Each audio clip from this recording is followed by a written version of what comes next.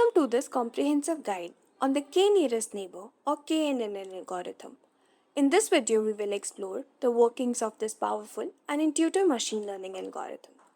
KNN is a versatile algorithm that can do wonders in both supervised and unsupervised learning, meaning it can work with both labeled and unlabeled training data. KNN is all about proximity. It looks for the nearest neighbors to a test point and uses their information to make predictions or identify clusters. Let's say we want to predict if a person moving into the neighborhood will enjoy playing basketball. We will use their age and height as features. Using KNN, we choose the value of k, which represents the number of closest neighbors we will consider. For example, if we choose k is equals to 3, we find the 3 nearest neighbor in terms of height and age. Now, let's say out of the 3 nearest neighbors, 2 love playing basketball, while 1 has no interest. Based on the majority opinion of the nearest neighbors, it's likely that our new neighbor will enjoy playing basketball. In KNN, by considering the preferences or characteristics of nearby data points, we can make predictions or classifications. And that's the essence of KNN algorithm. Let's dive deeper into the steps involved in the KNN algorithm. Step 1. Choose the value of k. Now, k represents the number of nearest neighbors we are going to consider. It's important to find the right balance here to get reliable predictions. Too few neighbors might not give us enough insight, and too many might confuse us. Step 2. Calculate distances.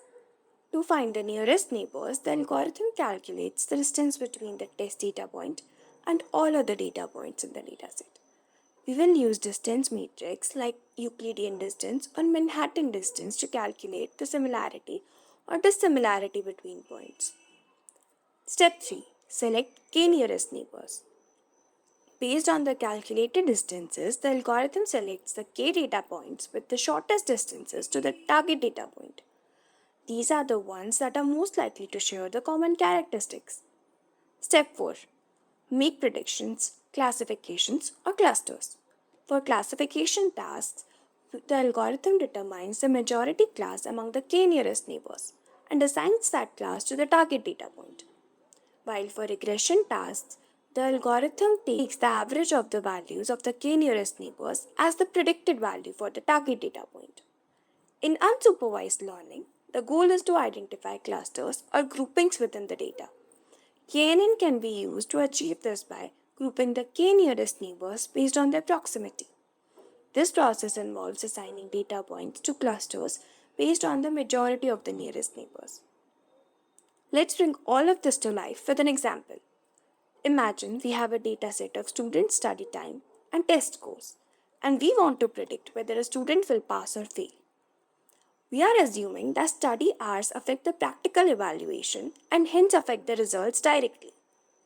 We will use KNN with Euclidean distance. Suppose we want to predict the outcome for a new student who studied for 2 hours and scored 75% on the test. Let's walk through the steps of applying KNN to this example using Euclidean distance. Step 1. Choose the value of k. Let's set k is equals to 3, which means we will consider the 3 nearest neighbors for prediction. Step 2. Calculate distances. We calculate the Euclidean distance between the new student's data and the existing data points in the dataset. Remember, the Euclidean distance formula between 2 points x1, y1 and x2, y2 is given by d is equals to under root of x2 minus x1 whole square plus y2 minus y1 whole square. Step 3. Select k nearest neighbors. Based on the calculated distances, we select the 3 nearest neighbors to the new student, which are 3, 70, 4, 80 and 2, 85. Step 4. Make predictions. Since k is equals to 3, we consider the majority class among the 3 nearest neighbors. In this case, 2 of the 3 neighbors pass the exam, so we predict that the new student will pass as well.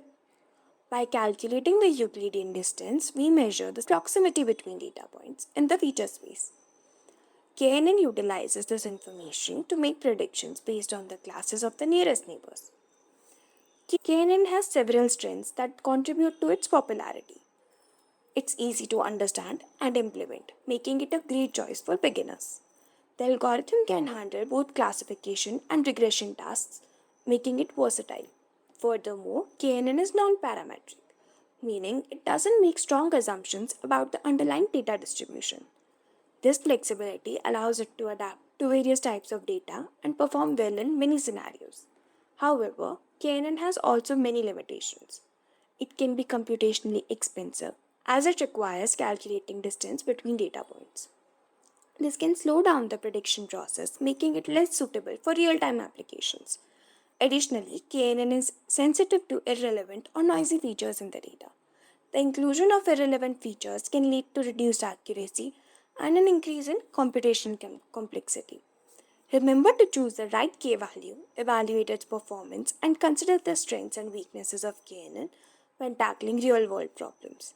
Thanks for joining us on this fun journey exploring the K nearest neighbor algorithm.